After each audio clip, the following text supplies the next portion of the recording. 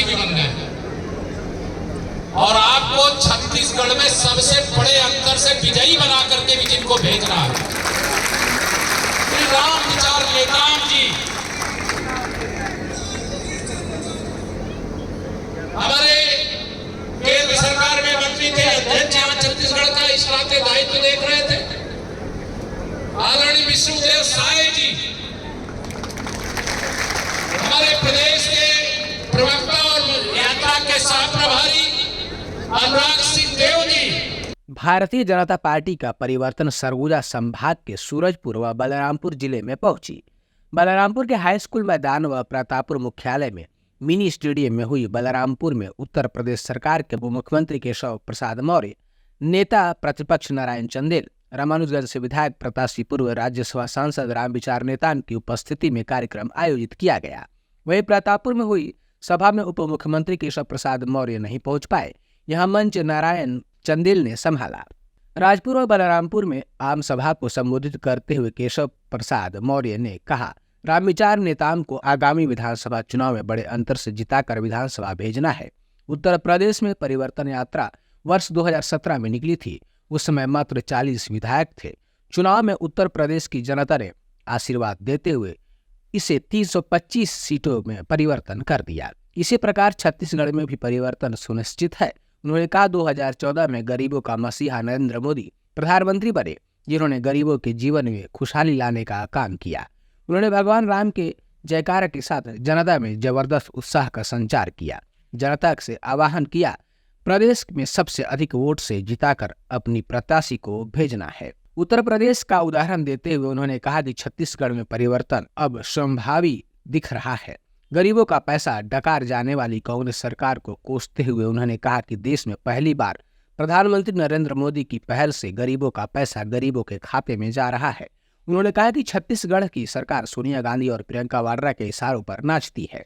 प्रधानमंत्री आवास योजना के 16 लाख आवास भूपेश सरकार के रोड़ा लगाने के चलते बनने से रह गए। उत्तर प्रदेश में 54 लाख आवास बन चुके हैं। उन्होंने कहा, बिहार के चारा घोटालों से बड़ा छत्तीसगढ़ का गोबर घोटाला है।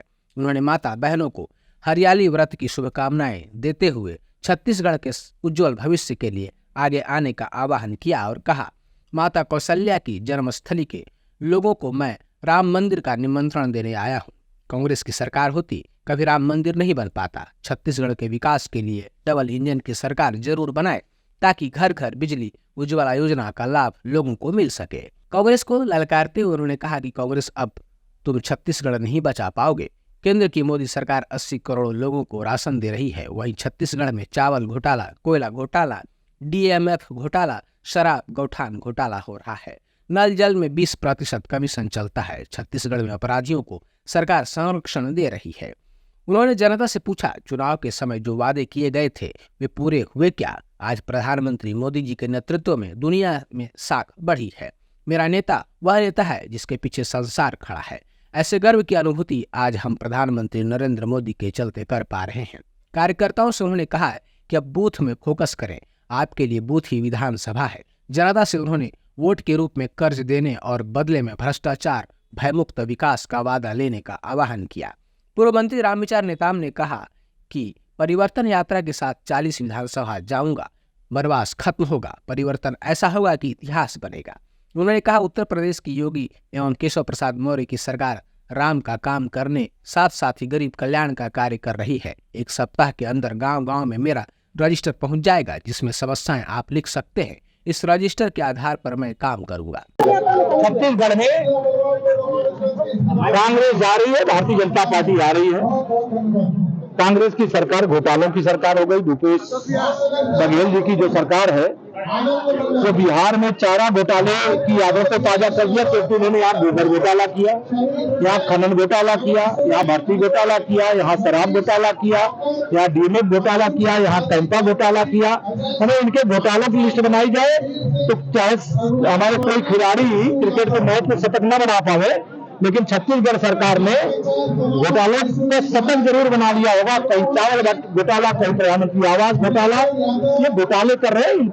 इनको हटाना या छत्तीसगढ़ के विकास के लिए जरूरी है। इसलिए डबल इंजन के लिए जनता का जिस तरह से समर्थन मिल रहा है, मैं बहुत उत्साहित हूँ। मुझे पूरा विश्वास है कि हम बड़े अंतर से भाजपा की सरकार बनने जा रहे हैं। छत्तीसगढ़ में सर अमवा डैम का जिक्र किया आपने, अमवा डैम के घोटाले के बारे में। अमवा डैम में हमने उत्तर प्रदेश की ओर से, ये चूंकि छत्तीसगढ़ और उत्तर प्रदेश दोनों का मिला करके डैम था, जो गांव हमारे डैम के उसमें आ गए थे उनको मुआवजा देने, उन गांव के लोगों के बसाने और उनका विकास करने के लिए 70 करोड़ रुपए हम लोगों ने प्रदेश की ओर से दिए थे।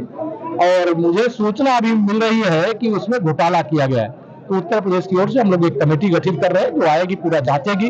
अगर गरीब के जीवन में खुशहाली लाने के लिए उत्तर प्रदेश की सरकार ने जनहित में डैम बनाने के लिए छत्तीसगढ़ सरकार के साथ एमओयू किया और उसका पैसा दिया, उसको भी चट कर जाओगे तो एक घोटाले की जांच होगी और घोटालेबाजों के खिलाफ कार्रवाई होगी। उत्तर प्रदेश के उप मुख्यमंत्री केशव प्रसाद मौर्य ने कहा, छत्तीसगढ़ की सीमा से 6 किलोमीटर की दूरी पर बन रहे उत्तर प्रदेश के अमवार डैम के दुबार से प्रभावितों को पुनर्वास के लिए 70 करोड़ रुपए दिए गए, परंतु आज तक मुआवजा वितरण नहीं हुआ, न ही प्रभावितों के लिए घर बने। जितनी राशि मिली सब भ्रष्टाचार की भेंट चढ़ गई।